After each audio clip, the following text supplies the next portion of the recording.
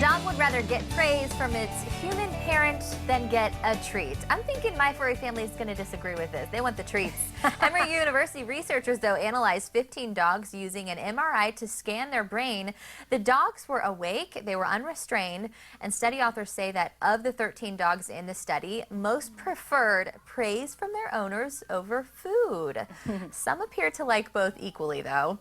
Only 2 of the dogs showed a strong preference for food. Scientists say the reason is because they are hyper-social with humans, and watching them bond is a unique way to study cross-species and social bonding. Like I said, I don't know if Buddy, Cream, and Finn are going to take praise over a treat.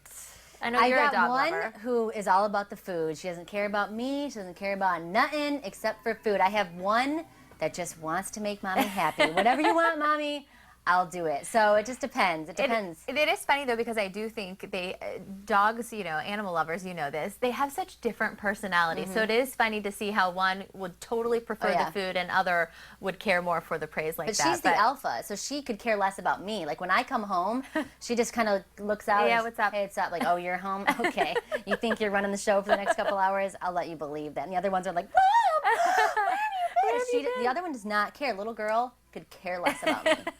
Well, I do appreciate this study, though, because there have been studies in the past that say there's just, you know, the dogs don't have emotion. Oh, they totally do. I think they're way off with that. That's cats. Cats don't have emotion. Right. Cats could care less. But they say that, I mean, they're like little people. Yeah, I mean, they understand, they do have emotions. It's not all instinct, in my opinion, anyway. Well, for weirdos like us who think our dogs are our babies, then yes, and other weirdos out there, other dog moms would understand as well. Yeah. But talk about going the extra mile for a friend. This little furry friend went more than 75 miles to get adopted. Take a look at this. All right, Dion Leonard is an ultra marathoner. Recently, during a 155-mile grueling race in the Gobi Desert in China, the runner from Edinburgh, Scotland, I have to say that with a Scottish accent, I think, to make it sound right, was joined by a tiny golden dog, now named Gobi, because you guessed it. Dion couldn't just leave her after she completed the final 3 stages of the race on her stubby little legs. But the story doesn't end there, as Dion was home raising money for quarantine and travel costs to bring the pup back to the UK with him. This little runner ran away from a friend's house in China.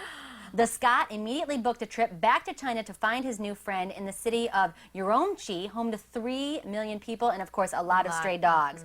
He put up flyers, talked to the Chinese media, and 10 days later, guess what?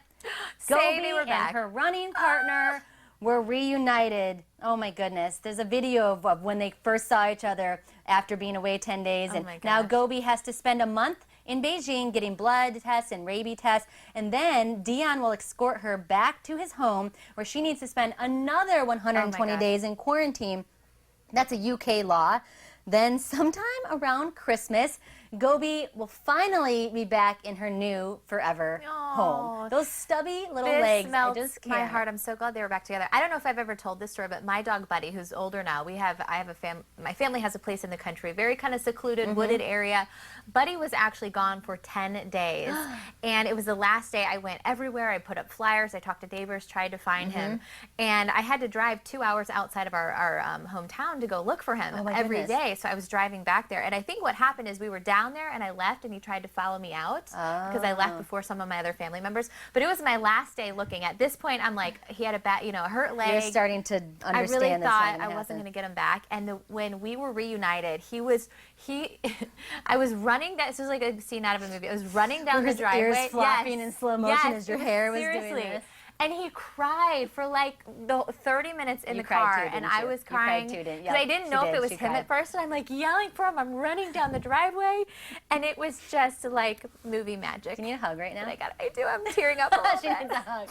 No, I would do the same thing. I would do the same thing. Well, they're like your kids. They are my kids. I don't have human babies. Yeah, I mean, you get so attached to them, and they're just so loyal. I just love this story. I can't believe he found that dog. I can't either. I know. I mean, it was all over the media. I mean, people all over that village were looking for this little dog. So I'm amazed. So welcome home, Gobi, in 120 days or so. All right. Cleanup tips for the new season. Up next, how you can take care of those pesky stuck-on messes around your kitchen with just one product. Stay with us.